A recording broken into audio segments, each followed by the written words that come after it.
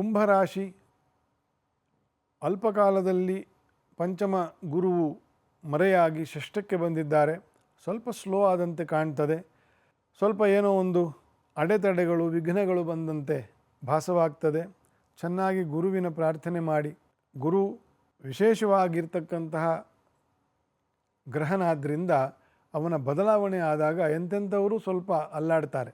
ಎಂತೆಂಥ ಶಕ್ತಿವಂತರು ಕೂಡ ಸ್ವಲ್ಪ ಅಲ್ಲಾಡ್ತಾರೆ ರಾಶಿಯಿಂದ ರಾಶಿಗೆ ಬದಲಾವಣೆ ಆದಾಗ. ಹಾಗಾಗಿ ಗುರುವಿನ ಅನುಗ್ರಹವನ್ನು, ಗುರುವಿನ ಪ್ರಾರ್ಥನೆಯನ್ನು, ಕೃಷ್ಣಂ ಒಂದೇ ಜಗದ್ಗುರುಂ, ಕೃಷ್ಣನಿಗಿಂತ ದೊಡ್ಡ ಗುರು ಯಾರಿದ್ದಾರೆ?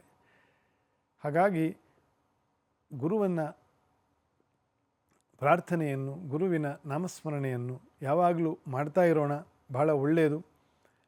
ಅದರ್ವೈಸ್ ಬೇರೆ ಎಲ್ಲ ಒಳ್ಳೆಯದುಂಟು. 9ನೇ ಮನೆಯಲ್ಲಿ 9ನೇ ಅಧಿಪತಿ, 10ನೇ ಮನೆಯಲ್ಲಿ 10ನೇ ಅಧಿಪತಿ. ಸೊ ಇದೆಲ್ಲ ಒಳ್ಳೆ ತಿಂಗಳಿನ ಲಕ್ಷಣ. ಗುರುವಿನ ಅನುಕೂಲ ಸ್ವಲ್ಪ ಕಡಿಮೆ ಇರ್ತದೆ.